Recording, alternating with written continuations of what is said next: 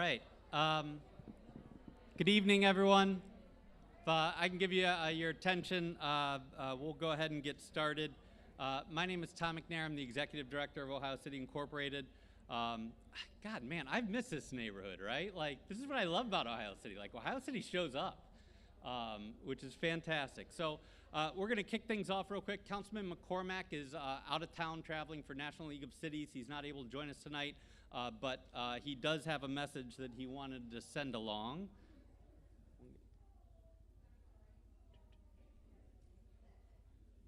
All right, ready? Good evening, everyone. Kerry McCormack with Cleveland City Council. Thank you so much for attending tonight's community meeting in Ohio City. My apologies for not being able to be there tonight. I'm actually at the National League of Cities Conference, or else I would be there in person with you this evening. I just want to thank Ohio City Inc. and for everyone who's attending tonight's meeting. As we all know, our community has a rich history of community engagement and community conversation. So it's so great to see that we're able to come together in person and over Zoom as well to have important community conversations about our neighborhood. We've been through a tough couple of years, but really this is so fundamentally important for our community. So I'm so happy to see that these meetings will be scheduled on a regular basis so that we can come together as we have for many, many years and discuss important community topics. So again, thank you all so much for coming tonight, and I look forward to seeing you soon in the neighborhood. Thanks so much. The Alt F4 is not working.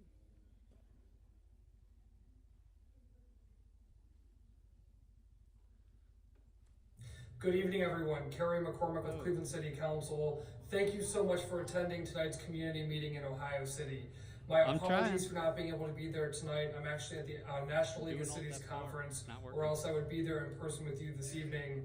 I just want to thank Ohio City Inc. and for everyone who's attending tonight's meeting. As we all know, our community has a rich history of community engagement and community conversation. So it's so great to see.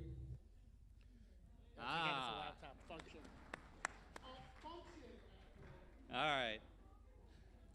I'm good at some things, just apparently not paying attention to the details. Again, thank you guys so much for coming out tonight. Again, my name is Tom McNair. I'm the Executive Director here at Ohio City Incorporated. Yes?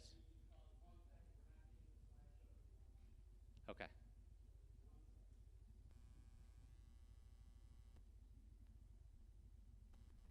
We're working through it.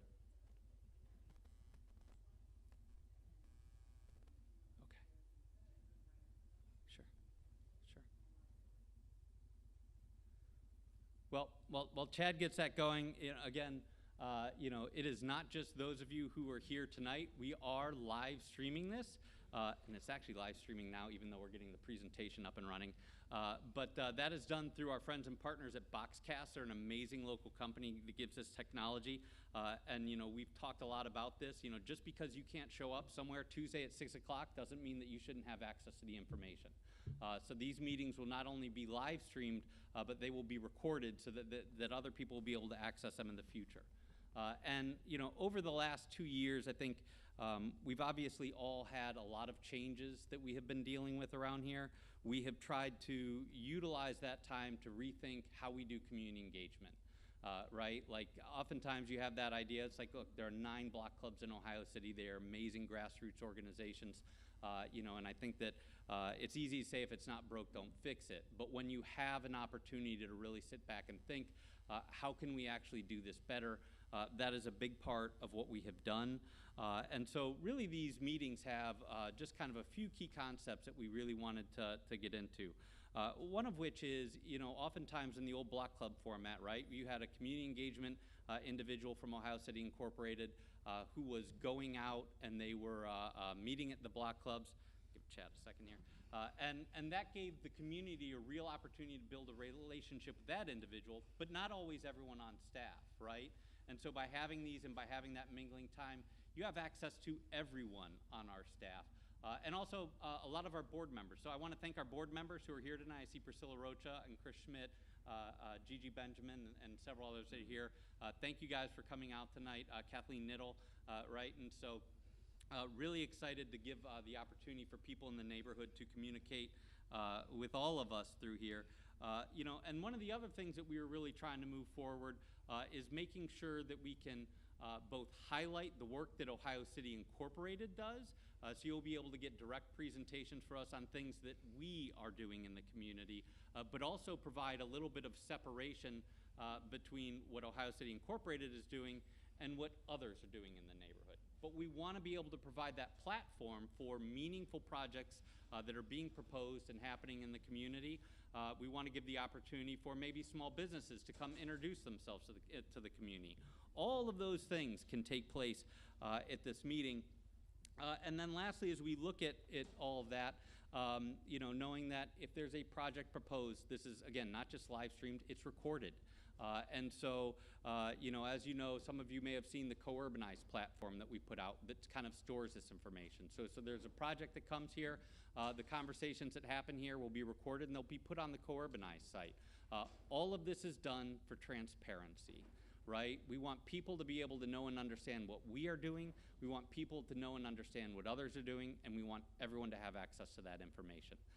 So with that, we are going to kind of get moving into the next phase of this over here on kind of some of the OCI presentations. I'm going to introduce Whitney Long-Jones tonight. We're going to give you a little bit of background on some of the foundational work that we've done over the past couple of years that have really kind of shaped why we put this together. So with that, give it to Whitney.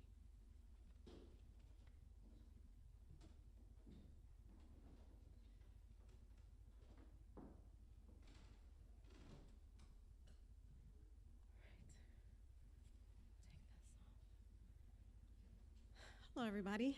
How you doing tonight? So my name is Whitney Long-Jones. Thank you, Rachel. I'm the Director of Community Engagement at Ohio City Incorporated. And a lot of you know me. I've met quite a few of you in the audience here the last 4.5 years that I've been with the organization. So still working to create relevant programming, do our best to engage residents and community stakeholders in general in an impactful and equitable way. So what we're sharing in this presentation is, as Tom was saying, a lot of the work that we've been doing over the last year to really make sure we're living up to those standards. So the one thing that we want to introduce first is the Justice, Equity, and Diversity and Inclusion process that we've been working on. We call that JEDI, and not Star Wars. So this really started in June of 2020 when the city of Cleveland adopted the resolution stating that racism is a public health crisis. So Ohio City Inc. followed suit, and we did the same thing. Our board adopted a resolution along the same lines, and instead of just a resolution, we wanted to add a lot to that to make sure we were following our own standards and implementing what we said we would do, as opposed to just having a piece of paper on the shelf. So I'm not going to read this. This is our racial equity and inclusion statement. I hope I've left it up long enough for you all to take a glance at it. We do have all of these documents. If anyone is interested, we're happy to share them with you. So from the racial equity and inclusion statement came a racial equity and inclusion policy. And we've had some awesome board members really pushing this. We came together as an organization, staff, to really make sure that we were setting goals that along these lines. So goal 1 here is instilling a culture of racial equity and inclusion, and some of the policy items that fell under that. And along with that, we also put some action items in place. So this is goal 1. Goal 2 is diversifying the membership of OCI, Ohio City Incorporated, and the Ohio City Incorporated Board of Trustees. And we'll be talking a little bit about that later, and so you can see the steps that we're taking to diversify the membership base. And here's goal 3. So increasing transparency within Ohio City Incorporated and facilitating the neighborhood process along those same lines. So this presentation is a little wordy, so I'm trying to give you a second to look at it. So what we did after working on that for a few months, we decided to also implement a framework. And we looked to an organization called the JEDI Collaborative. They're a consulting agency. They help organizations develop their own JEDI impact statements, and also just to put a framework in place for their organizations. So here are some of the steps that they list on their website to pushing forward that process for any type of organization, not just nonprofits. So here are the definitions that we use from Jedi Collaborative for our Jedi process. So I am going to read these really quickly because the words may be a little small for some folks. So justice is defined as dismantling barriers to resources and opportunities in society so that all individuals and communities can live a full and dignified life. Equity is defined as allocating resources to ensure everyone has access to the same opportunities. Equity recognizes that advantages and barriers, the isms, exist. Diversity is all the differences between us based on which we experience advantages or encounter barriers to opportunities. Diversity isn't just about racial differences, period. Inclusion is defined as fostering a sense of belonging by centering, valuing, and amplifying the voices, perspectives, and styles of those who experience more barriers based on their identities. We also put in place what we call an intentionality inventory. So this is sort of a checklist, but it helps us to really look at the ways that we can make sure we are engaging as many people as possible in an equitable way and addressing whatever issues we can to make sure we get the best participation. So you see we have childcare here tonight, we have food here tonight, and we provided transportation to folks who may be experiencing mobility issues or just don't have vehicles. So here are some of the points in the process that we took. So from June to December in 2021, we met monthly, we looked at statements from other organizations, we examined inequities within Ohio City and within our organization, and we put all this information together to formulate our impact statement. So here is some of our achievements since June 2020 up until this date. So they're all listed here, and I think we're still really in the process of making sure that we're implementing a lot of our statement, a lot of our action items from the policy, and making sure that we are doing things in a way that is realistic. So for some people, it's a process. And that is all that we have for the Jedi process for OCI. And I'd like to bring up Ashley Shaw to talk a little bit about the community engagement plan. Thank you.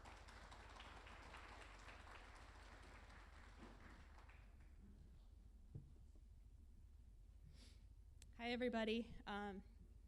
The screen says I'm Chad Biggers. I'm actually Ashley Shaw, our Chief Operating Officer for Ohio City Incorporated.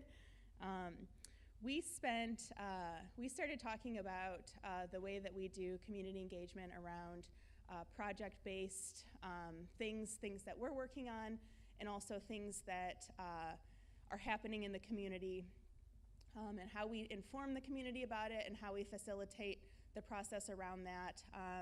And then broadly, what is our relationship with the community? We started having this conversation prior to March of 2020, and when things shut down, we realized that this was a great opportunity to really hit the restart button and make sure that we're being as meaningful and intentional as possible when we're engaging with the community. And so we spent about 2 years developing a new community engagement plan. It was an effort of our entire staff, mainly led by Whitney Long-Jones and Chad Biggers. And it looked at both defining what a resident group is. There are all kinds of resident groups in our neighborhood, block clubs, neighborhood associations, tenant councils.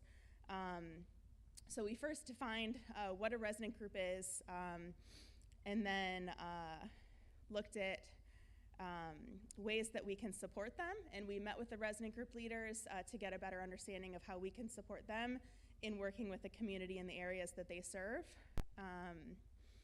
As part of being a resident group in Ohio City, you also receive benefits. I'll skip through a lot of these slides, but things like access to our small grants program, we print flyers for you free of charge. We help communicate and provide updates to you of what's going on, and so there's a handful of benefits that you get as being a resident group leader or part of a resident group in Ohio City. And then a big piece of this was how we communicate and talk to the community and inform you about what's going on, but also involve you in that process. And so Part of that is creating our own regularly occurring monthly community meeting. And so this is the first one, so thank you all for being here. It's a great turnout. These will be both in person and live streamed so that you can watch it both in real time from your home or from your phone, wherever you are. And they're also recorded so you can come back and watch it when it's convenient for you.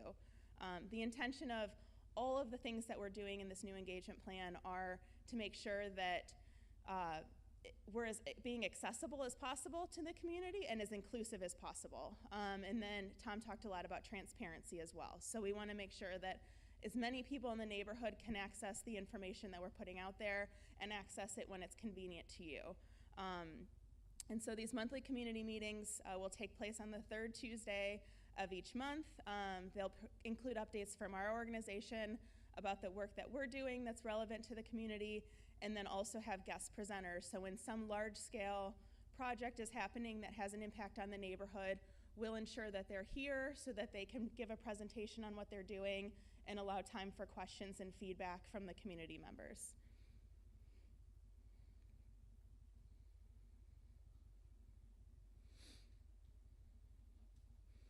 Another piece of the engagement plan is around project-based things that are happening in the neighborhood. So in the past, a lot of times if it's a large-scale development, it would be reviewed at a block club, which is a great format for bringing the community together to talk to a developer or the city of Cleveland or somebody that's doing something in the neighborhood. But we recognized that a lot of those projects don't impact just the immediate area of the block club that is meeting with the project partners, but actually impacts the entire neighborhood and sometimes beyond. And so we wanted to make sure that while that is a great platform, that we provided we provided additional opportunities to collect feedback and also provide your own feedback as the community. So we are using a community engagement platform called Co-Urbanize. It's online, so if it's a large-scale development, if it's an infrastructure project, planning project like Irish Town Bend, it will have a page on Co-Urbanize. All of the information relevant to that project will live there as plans are updated. They're put on that website as a project goes through the City of Cleveland's review process. The community is notified of when that meeting's happening, how you can participate, how you can share feedback, and then we collect all of the feedback that's on that page and share it with the City of Cleveland at those different touch points for review and approvals.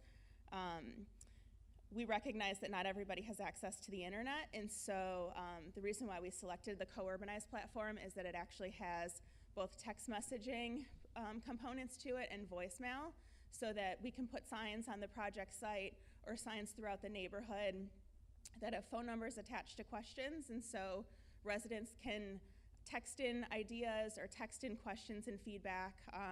They can leave voicemails and ask questions and feedback, and we can follow up with that. We also added a text messaging line so that while we're sending out email updates through the resident group leaders and through our different outlets online, we're also texting residents who sign up for our text message line so that they can get phone updates as well. And then when it's a development or some large-scale project, we'll also be putting signage on the site so that a lot of times people walk by something that's happening and they're not sure what's going on there. We will be starting to put signs on projects with all of the information, including the City of Cleveland approval process, if a zoning change is taking place, how to contact the city if you have feedback. All of that will be available on the project site so that the community is as informed as possible.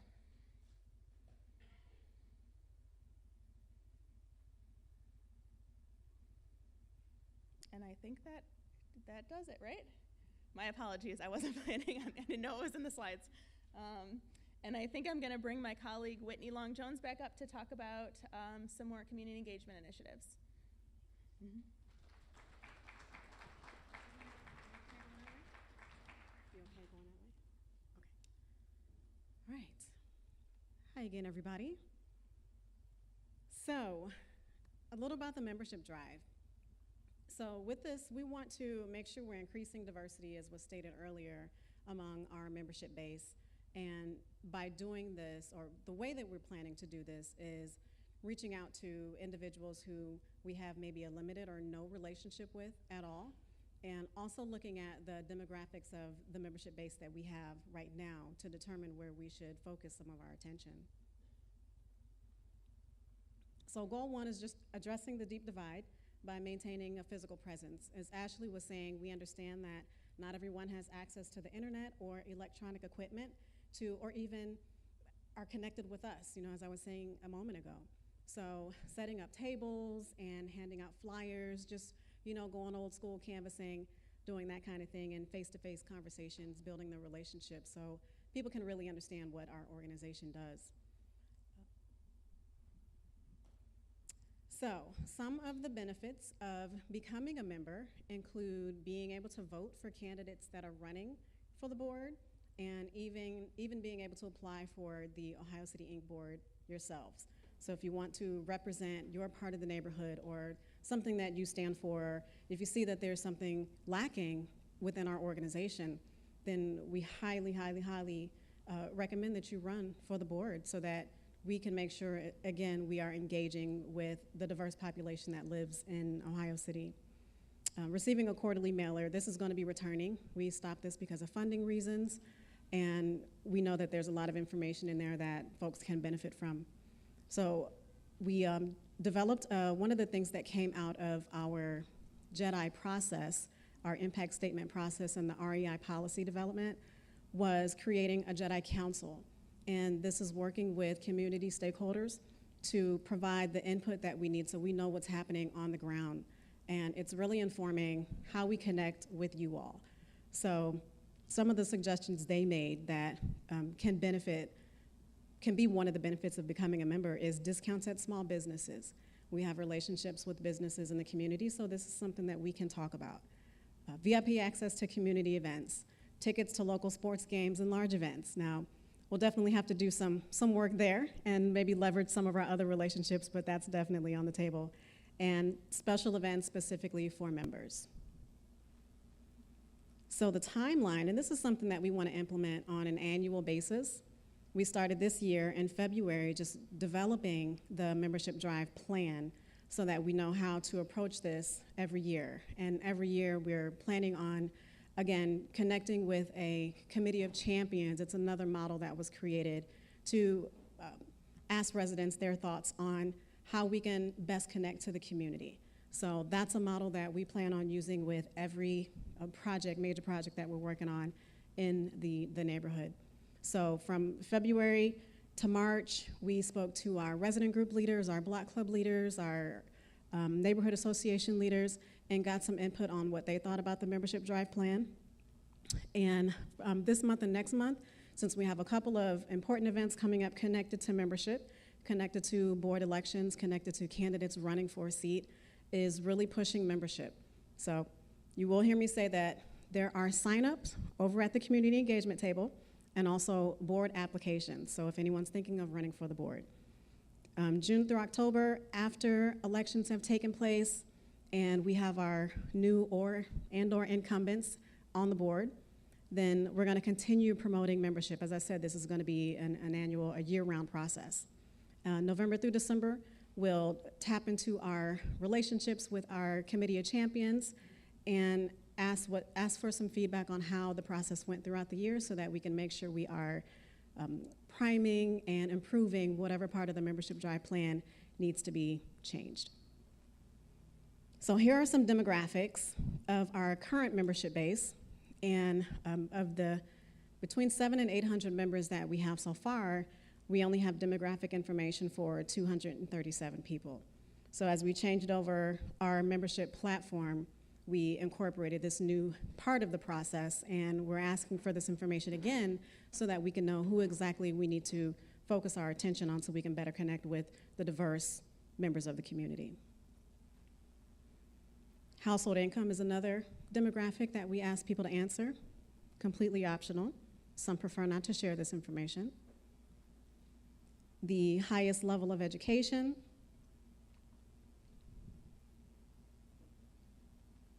And then additional information that we collect is employment status, age range, and living situation. So here are some important dates that are coming up in the short term that, just to get on your radar. I'll let you look at that for a quick moment, because that really ties into who is going to apply to run for our board. Applications are on the community engagement table, and who we can start having this conversation with.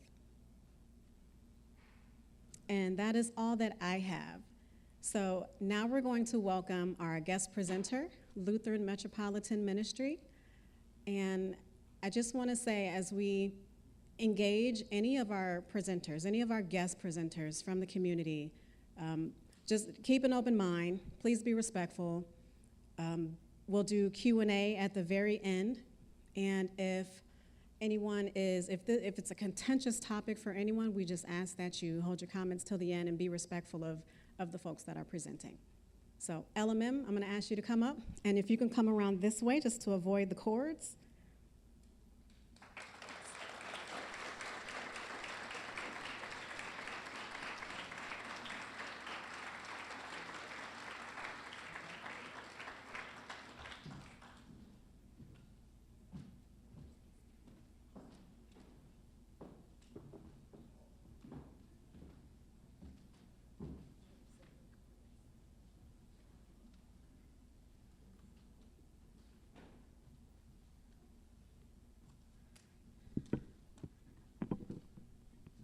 Good evening, everyone. I'm grateful to be here with you today. My name is Marisa Scavuzzo. I'm the Director of the Office of Homeless Services for Cuyahoga County. The Office of Homeless Services is the designated lead agency for the Cuyahoga County Homeless Continuum of Care.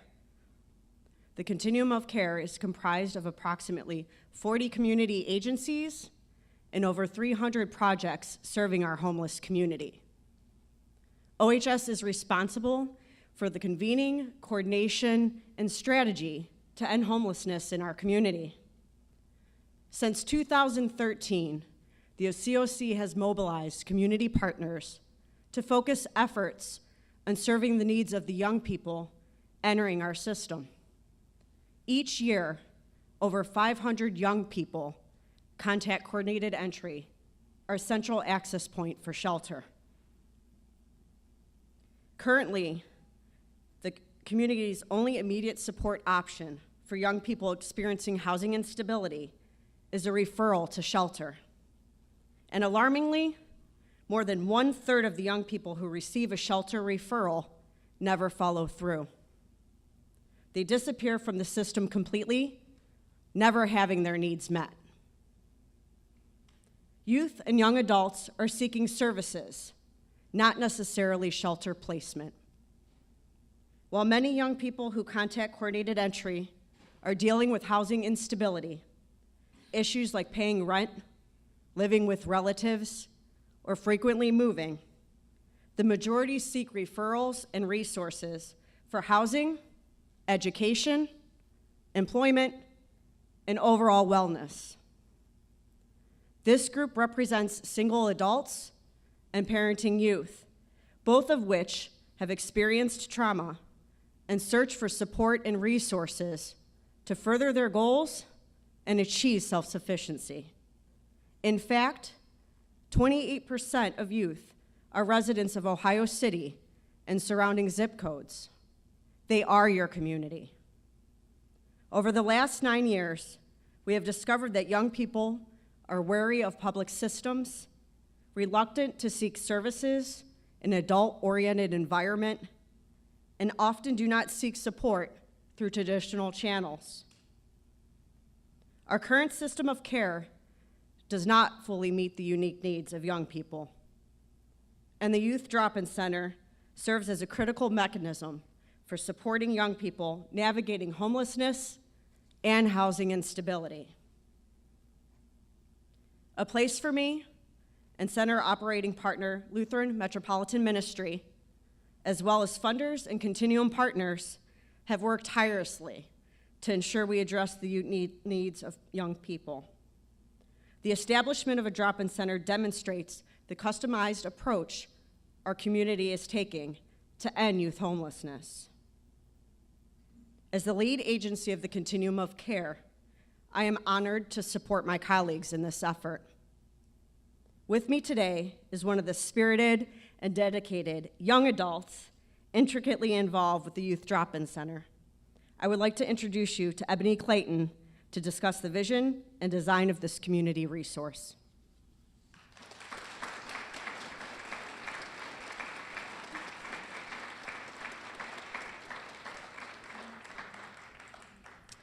Thank you, Melissa. Once again, my name is Ebony Clayton, and I am a young adult leader on the Youth Drop-In Center core planning team. Please allow me 5 minutes to describe the Youth Drop-In Center. So the Drop-In Center will be a youth-friendly establishment that offers a safe space, immediate access to basic needs, community, and connection.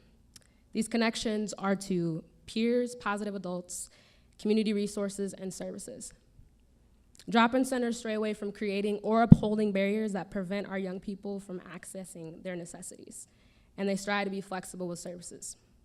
The objective is to co-locate as many resources and services tailored for young people as possible into one space to attain stability and success for them. The Drop-In Center will serve 16 to 24-year-olds navigating housing instability and homelessness. Given providers' experiences in the continuum of care, we know the following about our young people, the young people that we serve. They are navigating a crucial stage of growth and transition in their lives. They are already resilient and resourceful, but they face barriers that prevent them from reaching their goals. They are often students and graduates. 25% of the young people under age 24 who engage services are parents with small children. A majority of the young people identify as Black, Indigenous people of color, or members of the LGBTQ community. Most of the time, young people have places to sleep at night, but they face challenges that circumvent the stability and security of their housing options. Nonetheless, they seek community and acceptance, a place of their own where they can evolve without judgment. The proposed building plans for the center include restrooms, laundry and shower facilities, a fully stocked kitchen, a common area with communal tables and comfortable furnishings, books, TVs, plentiful outlets for charging devices, office spaces, a wellness room, a clothing room, and unit for community donations, a hygiene room for essentials such as socks, underwear, and dental care, a reception area, lockers, a resource room with computers, and play area for small children. The proposed operating hours for the center are 10 to 12 hours daily, 7 days a week. The Drop-In Center must offer flexible services to meet the needs of young people at critical times in conjunction with their responsibilities as students, parents, and workers. We will ensure they have somewhere to stay that night and a way to get there, and we will make adjustments as needed. You may be thinking, but why is a youth drop-in center being proposed in this community? Well, to that point, 4100 Franklin exists in a residential neighborhood that is walkable and offers a variety of amenities that young people would frequent. The area is stable and safe, which is essential for young people, especially those with small children. Public transit lines are close by, and the location is not so near downtown or other emergency shelters that young people would have their situations exposed for engaging the services that they desperately need. Privacy is vital to all of us. And in general, human beings require dignified accommodations to feel at ease and to strive. And that desire is no different for the young people. The experiences at the Drop-In Center will be specific to the needs of youth and young adults, because young people who have lived through periods of homelessness have indicated the center's services, resources, and its overall atmosphere. The young people involved include A Place for Me's Youth Action Board, REACH, and young adult leaders on the Youth Drop-In Center core planning team. Each of us has varied experiences with navigating housing instability and homelessness and assisting our peers on their journey. We know the system's current approach is insufficient to meet our needs. To date, we have felt unseen, unheard, or disrespected within the existing services. For this reason, we believe the Youth Drop-In Center will be a gap closer. We have dreamed of this space, and we are committed to its emergence because we are designing a place that we will use that shares our values. I will now turn remarks to Angela DeRazio. Thank you for listening.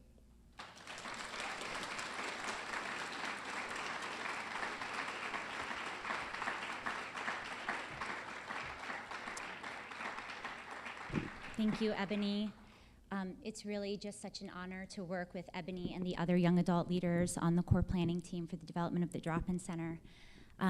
Good evening, my name is Angela DeRazio. I'm the Senior Program Officer for Housing with the Sisters of Charity Foundation of Cleveland. Some of you know that the Sisters of Charity Foundation has a long history of investment in collaborative efforts to end homelessness in Cuyahoga County. In this work, we cultivate and support partnership, and most importantly, seek to elevate the voices of those most impacted by the problem.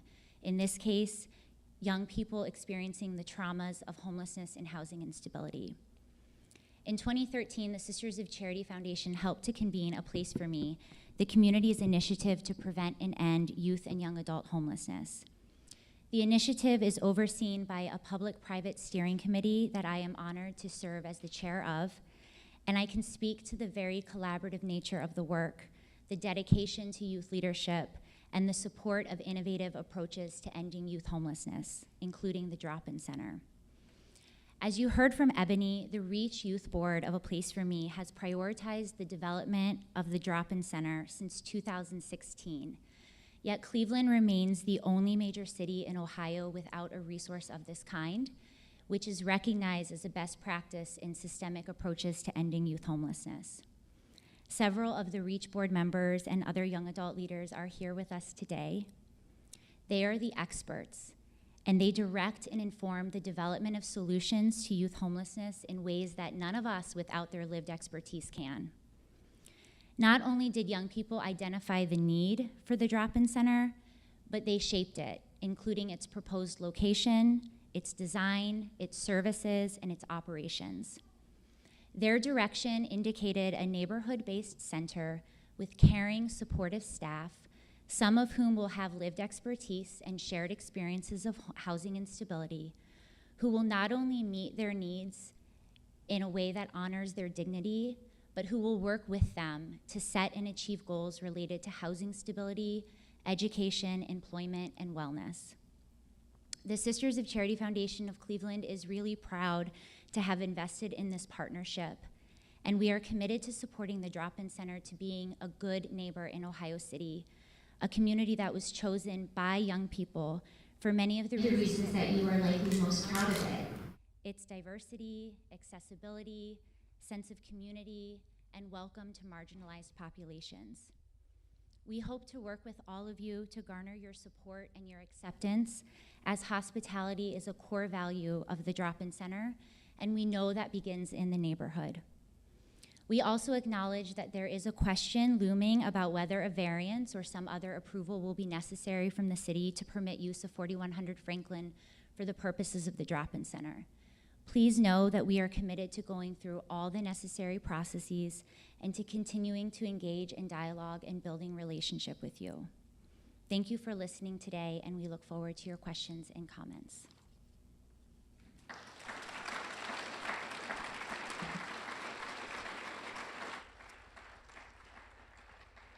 And as we transition to questions and comments, I'd like to introduce Maria Foshe from Lutheran Metropolitan Ministry.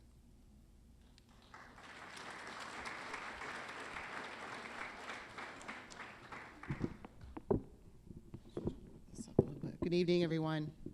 Thank you for having us here tonight.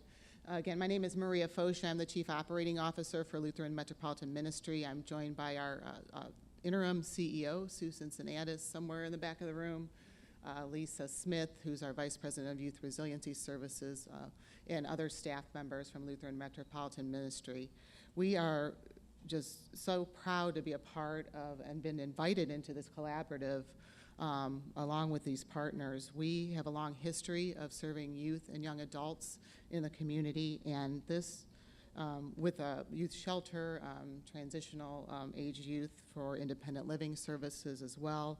And this center fits so well with our mission to provide basic needs, to work so in a holistic manner, and to really be on the edge of, what's new, what's best practice, and what's innovative, and be on the place where we are a part of solutions. And as you've heard tonight, this Youth Drop-In Center will fill a gap, a huge need in our community, and we are so proud to be a part of it.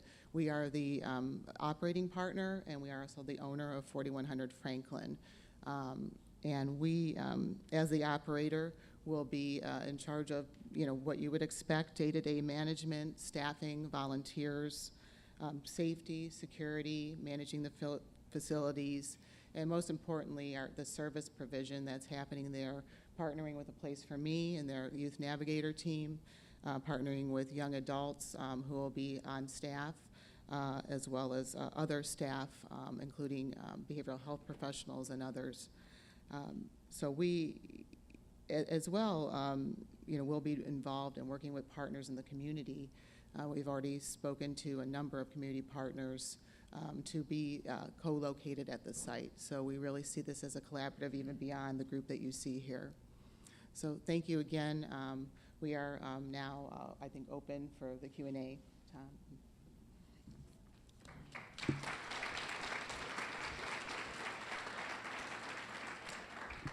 All right, thank you guys very much. All right, so here's how we're going to do this. We have about 15 minutes for question and answers. We're going to ask that if you come up for a question or comment, that you be an Ohio City stakeholder, right? And so we can get a line over here. You'll come up to this microphone.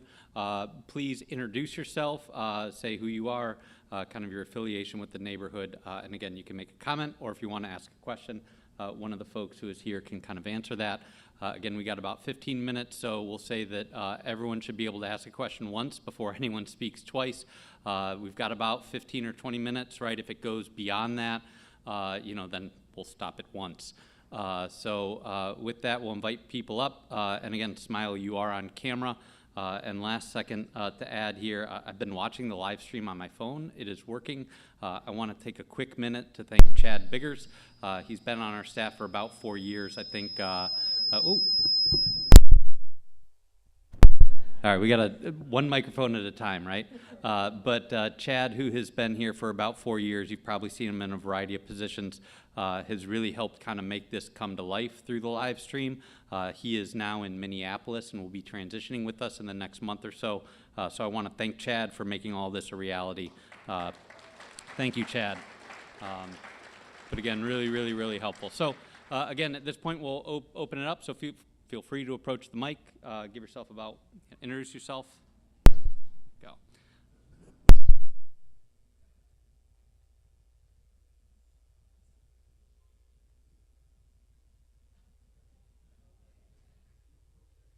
All right, is this working? All right.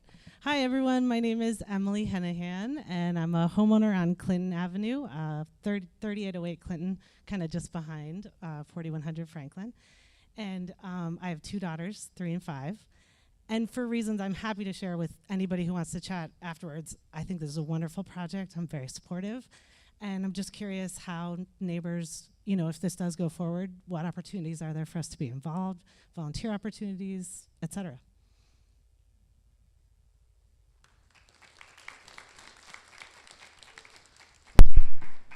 Emily, thank you for the question. Absolutely. We will be looking for, I was talking to a friend of mine before the meeting tonight, we'll be looking for volunteers in a number of positions as mentors, as adults, caring adults that can help mentor, maybe teach, maybe facilitate a group or a program.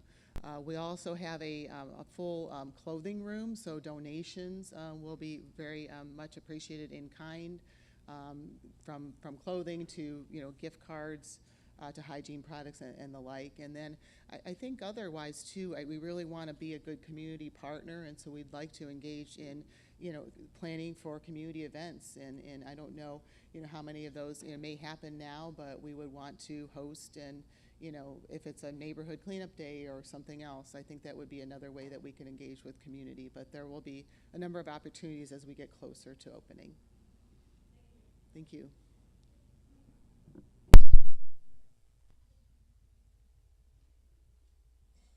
Hi, my name is Marge Mysek. I live on Clinton Avenue.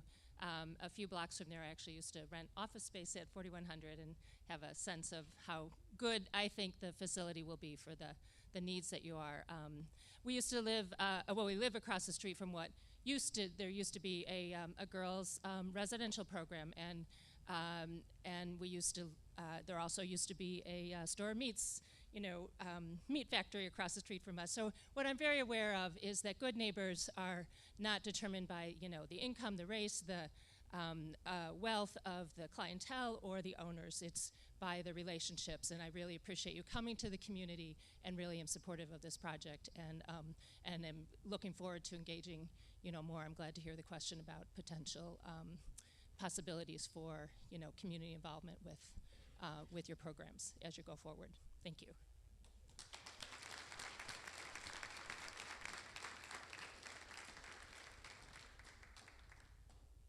Hi, my name is Marisa Scavuzzo. I live in Ohio City at 45th, right off of Franklin, with my husband and my 7-month-old daughter. I just wanted to generally voice my support for you guys, especially not just for the program, but for its proposed location. I think that this will really enrich our neighborhood, and I think it's a fantastic idea. So hopefully we'll be welcoming you guys soon.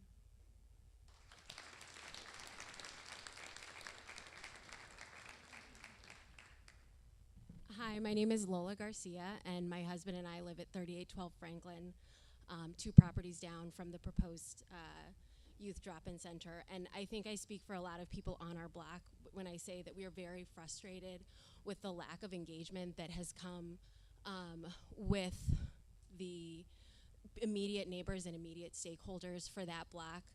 I think that the overarching message that we've received from LMM and the county is that this is a project that's going to be going forward whether we like it or not, and not really regarding the fact that most of the neighbors that have been engaged on this issue have not been in favor of this planned location.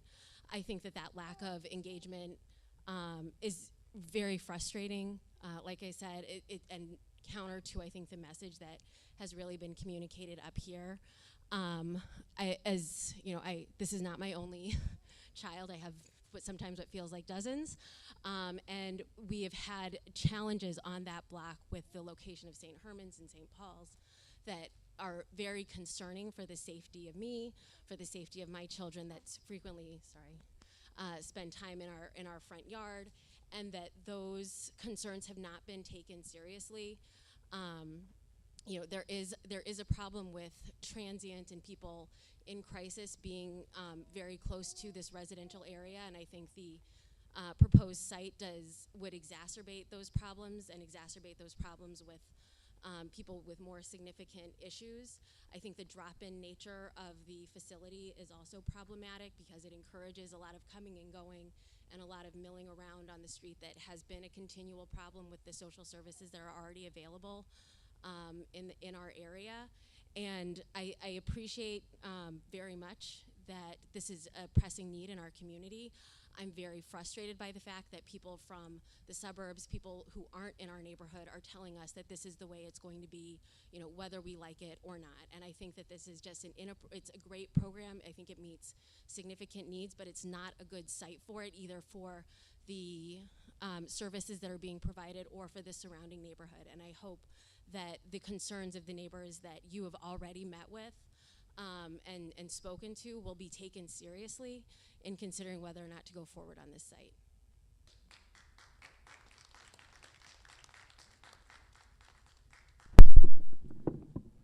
Thank you.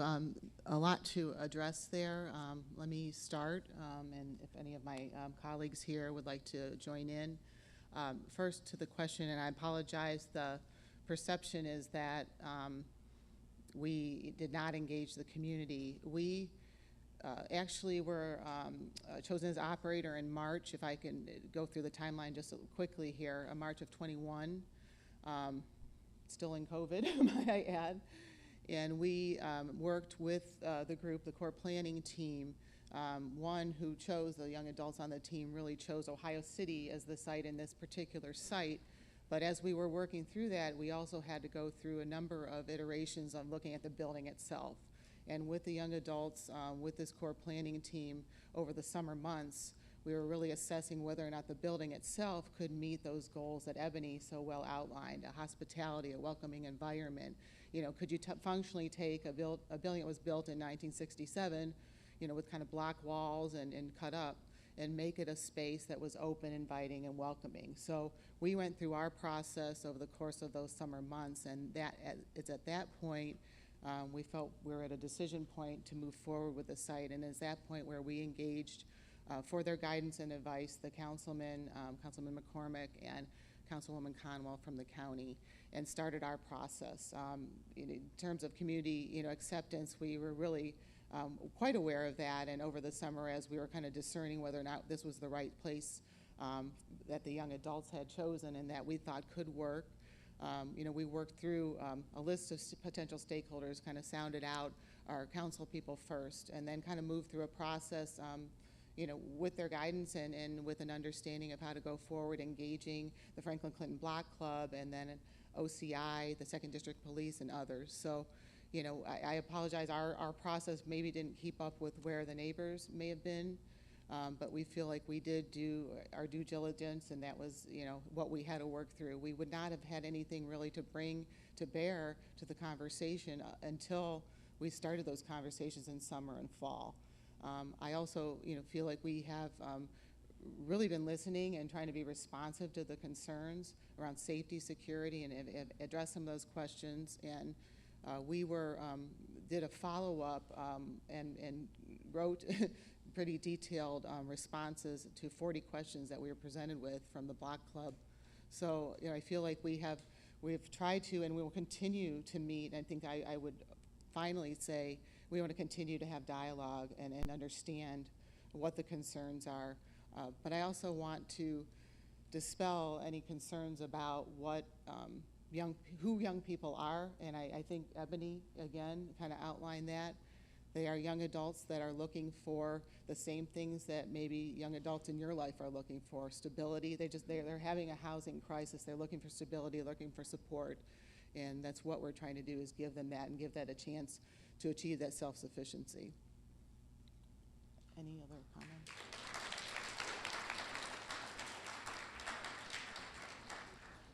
Hello, Lauren Anthis. I live on West 41st Street. First of all, I want to say it's a great presentation. I also want to say that as your future neighbor, potentially, I'm excited to have you in the neighborhood, and I feel like what you're trying to do represents what we can hope to achieve as a community, to be inclusive and to represent our best parts of our history as a community. So thank you for that. One thing I want to ask is, you mentioned being evidence-based, that this is a best practice, and that Cleveland has fallen behind other major cities in offering a service like this. Can you speak to more about how this is evidence-based and what this represents in terms of best practice? Yeah, the group, as Angela pointed out, A Place for Me has been looking at this since 2016, again with a number of young adults with lived experience. But this model that we're proposing is based on a model called Star House in Columbus, Ohio. And it is an evidence-based practice which started, I would say, 12 years ago, on the Ohio State campus in a house. So this was a project of Ohio State, you know, well researched, and then they moved and expanded to another facility as they've grown. But we have been meeting, and we've visited Star House. We've met many times with their leadership and their team members to really understand what's worked, what lessons have been learned over the years, and such. So that's really what we've modeled this program after. There's a number of other sites that we've researched as well. The team has, even before our involvement, but we feel that that has really shown, you know, positive outcomes, and so we've tried to model our approach similarly.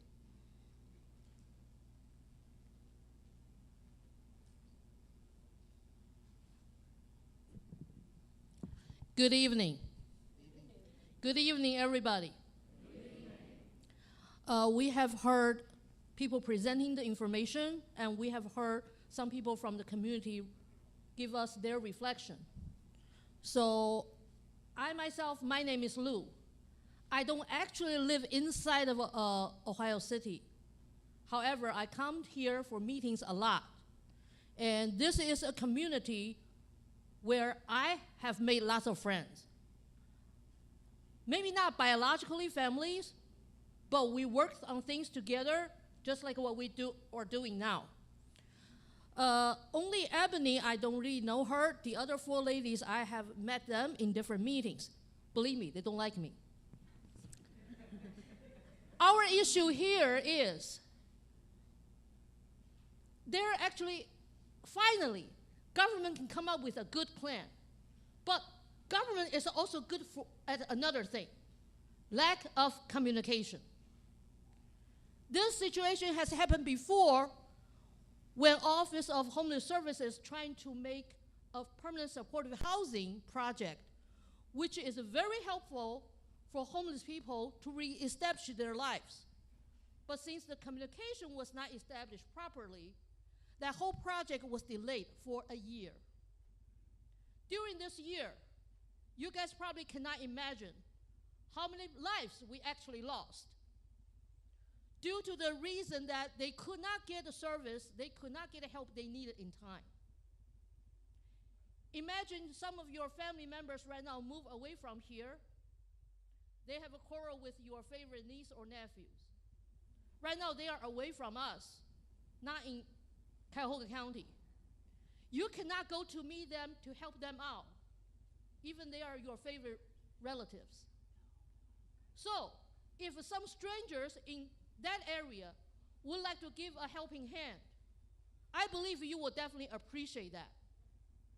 So, lots of block clubs here, probably they do not understand what kind of drop-in center this means, because people still have a stereotype thinking on homeless people. But don't forget one thing. All homeless people are from our own community. It's just when they get a hard time, they probably did not know where they could get help. That's why their difficulty went over the threshold, put them into homelessness. Cuyahoga County is a big government for county size. However, Homeless Services is not a glamorous office, so it doesn't really get fully funded, fully staffed like some other offices. So please allow them a little bit more time. If you want, I believe OCI would like to make more engagement, so you guys can fully understand. The lady sitting there, and this lady standing there, and the other lady sitting there, they have been working so hard for decades to help people out, especially the young people. Young people are the future, especially kids. If you don't give them the hand out, think about the potential scenario I just mentioned. Your favorite nephew or niece, right now in another state, just having a quarrel with the parents, got kicked out in the middle of the night. Where can they get help? Please, think again, ask all the questions you need to ask. Believe me, lots of time the safety issue is not from homeless people of any age. The true criminals are not necessarily homeless. Thank you very much.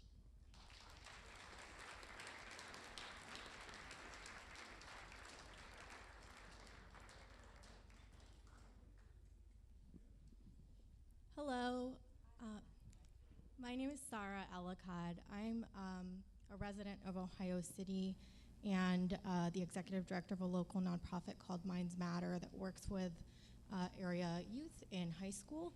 And I also, serve on our City Board of Education, and I say that not to speak on behalf of the board, but to explain the context of my comments. One, I'm thrilled to see this. First, I want to say a little bit in relation to the last person's comments that, the thing that separates us and housing unstable people from needing services like this is simply luck. And I'm really glad that we're providing a resource to those who have been less lucky than many of us here today. As far as the needs of high school youth, over my almost decade of working with high school age youth, I have seen the most brilliant and motivated young people striving to go to college, do achieve their dreams, and I consistently have seen challenges like around housing instability, where kids are sleeping on benches, they're getting up early to get to the library because they're staying at the home of somebody they don't want to stay with, and they need a place to just go. They're riding buses around with their student RTA pass that they get for free from school, and they need services like this, and I know many of them live here in the near west side, so I'm thrilled to see it, and I thank you. My question is there, I assume there will be engagement with CMSD to help route students towards the drop-in center. Is there a plan around that?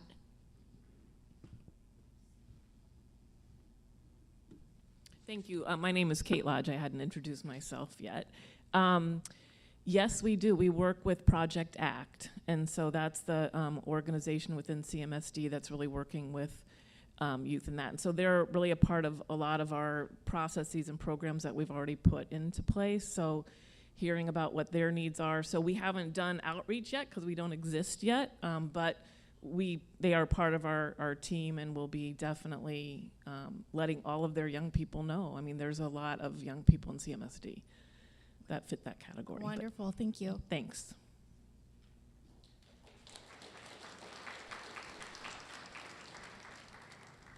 Good evening. My name is Diane Howard. I live at Lakeview Terrace, and also I'm the precinct committee person for Ward 3A. Been working with Ohio City for years, and I think it's awesome to have a youth drop-in center. I don't know what everybody else thinks, but I do.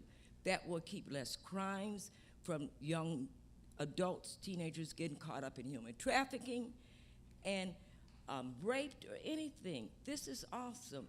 And I commend you, and I thank you for coming to Ohio City. Now, it's a question I want to ask. To make the building more secure, will you have cameras around?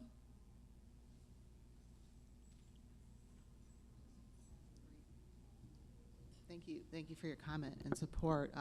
Yes, we'll be looking at more cameras, appropriate level of lighting as well, and looking into whether fencing would be appropriate as well. So absolutely, and we also will have security officers on our staff during the time that we're open. Awesome, thank you.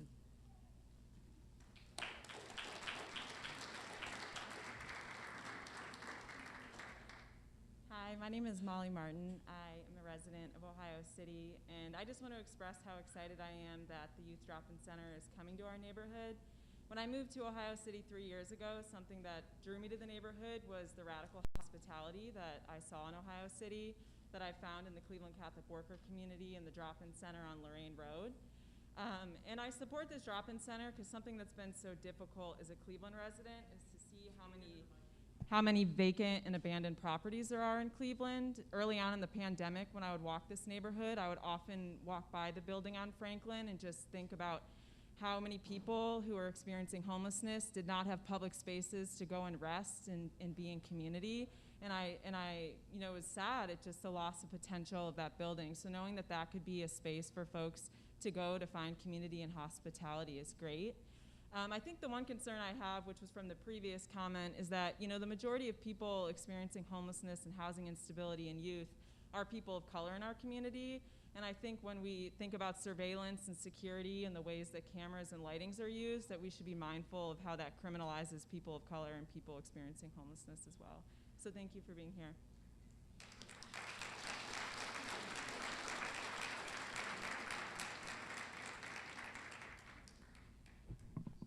Good evening.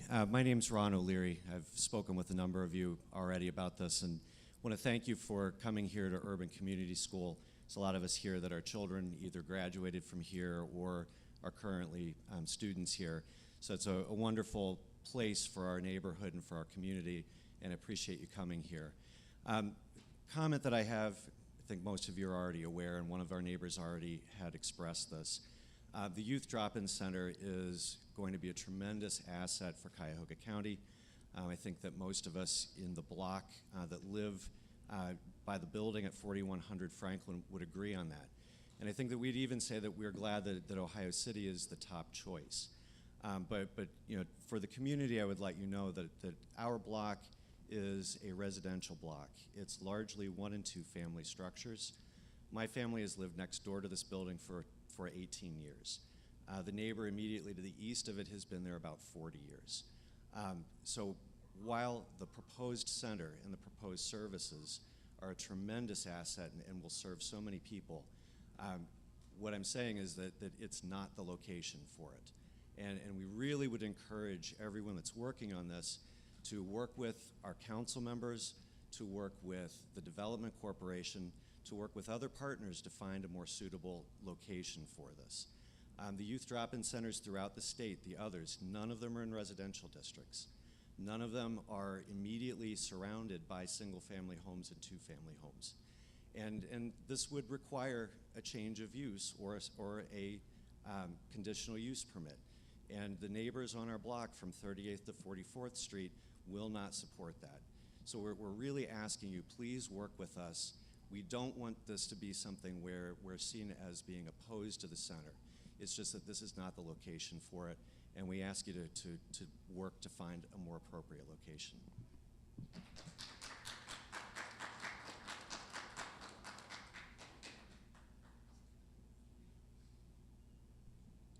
Hi, everyone. My name is Rachel Droder, and I am fully in support of this project, and I just want to thank you all for coming here and for being in a place that is so near and dear to my heart. I went to Urban Community School. I grew up in this neighborhood, and I'm really proud to call myself a resident still of Ohio City. I grew up at the corner of 45th and Franklin, which is right next door to St. Herman's House of Hospitality. And so because I was born and lived in that house, both my siblings and I am the youngest of 3, were part of the corner that included St. Paul's, St. Herman's, and this proposed site. And again, I just want to say that I am in full support of this. And I also want to speak to my experience as a resident, my experience as a person that has grown up in community with a lot of diverse people, and as a person that really wants the neighborhood to continue to welcome people. And this is all to you and also to the people here, that it is not just part of the way that I grew up, but also the way in which I want to continue to be a member of Ohio City. Right now, I live more near to Fulton and Lorraine, which is very near here. And I see that the neighborhood is experiencing a lot of changes. And I'm both in support of those changes and also aware that those really do have an impact on the values of the neighborhood, that have the values on the people that do want to have involvement here. And I just, again, want to give you my full support, give you a full support of a person that has lived here for 30 plus years.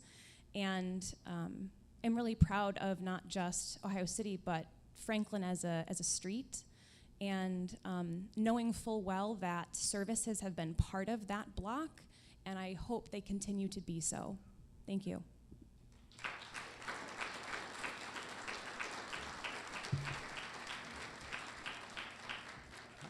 Hi guys, so we're at about 30 minutes in the Q&A. I know that there are some other people that are sitting there, so I just ask, again, I think this is an important conversation and people want to be heard. We want to make that a reality. So just ask that if you do want to make a question or comment, please get over here in line right now so that we can start to get an idea of moving towards the end here.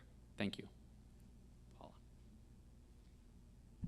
Hi, my name is Paula Kampf. I have been in the neighborhood for 20-some years and live around the corner from your proposed location. I moved here with my 2 small children, who are now grown-ups, because this neighborhood has this kind of services in it, because this neighborhood is a place of welcome and hospitality, and we don't just put up signs that say Black Lives Matter. We actually create spaces and services and ways to be present and welcoming as a community to solve the systemic problems that have made it so necessary that we put up signs that say Black Lives Matter, but that we also open these kinds of doors. I've been affiliated with St. Patrick's Church and Near West Theater and Urban Community School across the years, among many other spots in nonprofits and stuff in the neighborhood, and cannot express how beautiful I think it is, how important I think it is, and how life-saving it would have been to so many other kids I've known across these decades who have passed through the doors of these institutions in this neighborhood that we didn't have any place to refer them. And my God, do I hope that we get to have this here. I couldn't be more enthusiastic and warm in my support and wanting to be involved. And I think the question I would like to pose to people in the neighborhood who live near it, some of whom I know, and you know I love you and your families, but like that building isn't new. If you've been living next to that building for 50 years, it shouldn't be a surprise to you, perhaps, that it might be used for social services. So I don't have a real question for you. It's more a question that I think the community needs to be asking about the opposition. But I'm really grateful and excited about the possibility of having these kinds of services. Thanks.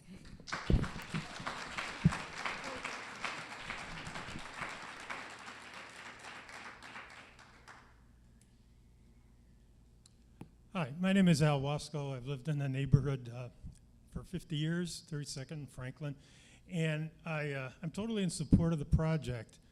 I also would like to say, though, that I do understand the concerns of the neighbors. I think they're legitimate. I hope you give them all the consideration you possibly can.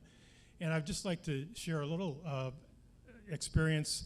I live just a couple houses from what used to be Y Haven, the old Y building at 32nd and Franklin. And this discussion, we had a similar kind of conversation about that. And I don't remember how long they were operating, but my experience is there were very few problems. I personally didn't encounter any of them, living pretty close to it. I think the main thing with projects like this is how well they're managed. You know, I think for the residents who have concerns, you know, I would ask that you take a leap of faith. I think the organizations here involved in the planning of it have established track records, and I trust them. And so I really hope this happens. I think it's great for the neighborhood. It fits with the neighborhood tradition of hospitality. And as I said, I think the problems can be worked out.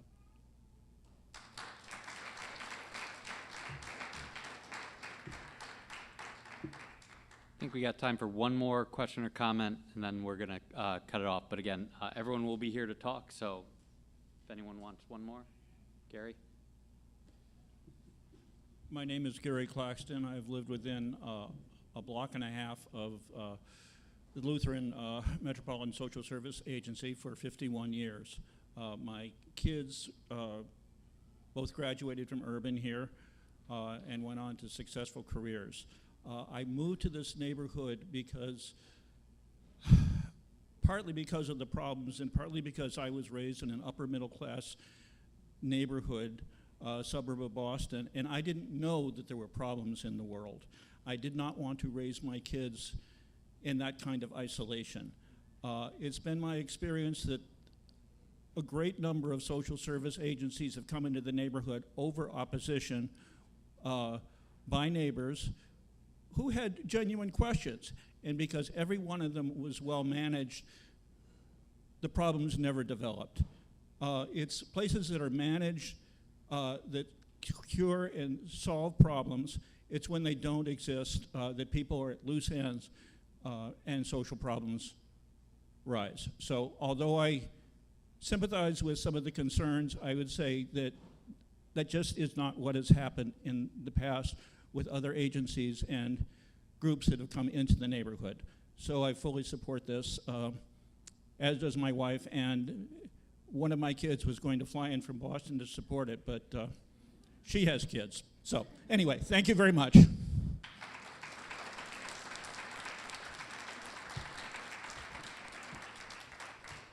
All right. I want to thank everyone for coming tonight. I think that this was a great conversation. I want to thank our guest presenters. I think as a general reminder, right, Ohio City Incorporated does not make a decision on what happens here. You know, the voices in this room, I think, are a part of helping inform that, but ultimately it is the city of Cleveland that determines land use and will make the determination.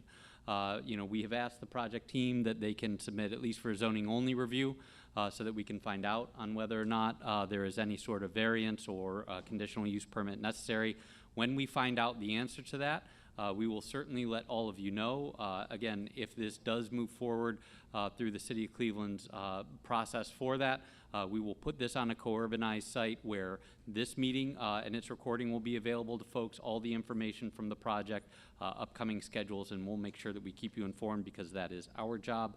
I'd also like to say for those that wanted to make comments that did not get a chance, Chad, again, who did a great job tonight, let me know that if you go to ohiocity.org/community-meetings, you can actually watch this and go to the stream and like enter into the chat questions, which we can get into the hands of the right people. So again. Real quick, Tom, yep. I've actually got to correct you. I told you wrong. I'm really sorry about that.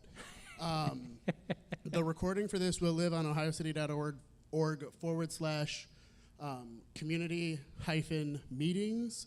It will also live on the Ohio City TV site, which is ohiocity.org/OHC-TV. It always lives there. You cannot continue the chat after the meeting is over. My bad. I completely did not realize that. I just double-checked. You can't. However, if you go to Facebook, you can make comments on the recording there. If you go to our YouTube channel, you can make comments on it there. Find a recording, make comments. It'll all be there. Tomorrow morning, we'll have a newsletter coming out that will talk about this and share links to all the recordings and where you can continue that conversation if it's what you're interested in. Just want to make sure everyone knows that. And my apology, Tom. I did not know that when I told you. Didn't want to throw you under the bus. Sorry. And so again, with that, we will be around. These are the third Tuesday of every single month, right? The agendas will come out 1 week before. We'll make sure we get them out through a variety of channels. Again, thank you guys so much for coming tonight. Next one is April 19th. Thank you so much. Have a great night. Hold on. Ashley has one more thing that she wants to add. Can you go to that?